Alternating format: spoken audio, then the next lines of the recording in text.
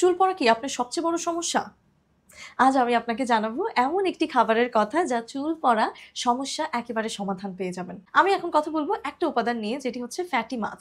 বিশেষ করে fatty acid বা ফ্যাটি ফিশ গুলো আপনার স্কিনের জন্য খুব বেশি ভালো, আপনার চুলের জন্য খুব বেশি ভালো। যেমন স্যামন, সার্ডিন, ম্যাকেরেল এই মাছগুলো আপনার চুলের স্বাস্থ্য আরো বৃদ্ধি করবে এবং চুল পড়া কমাতে বেশ সাহায্য করবে, আপনার চুলের গ্রোথ আরো বেশি উন্নত করবে যেটা অবিশ্বাস্য। মাছগুলোতে রয়েছে প্রচুর পরিমাণে ওমেগা 3 ফ্যাটি অ্যাসিড।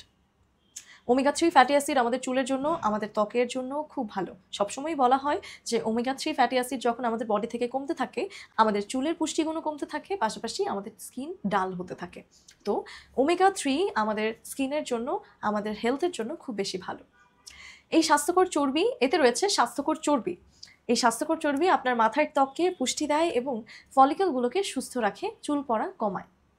ফ্যাটি মাছে রয়েছে প্রচুর পরিমাণে ভাইটামিন ডি। এর কোনো পুষ্টিগুণের কোনো অভাব নেই। অনেকেই জানেন যে ভাইটামিন ডি এর অভাবে চুল পড়া বাড়ে।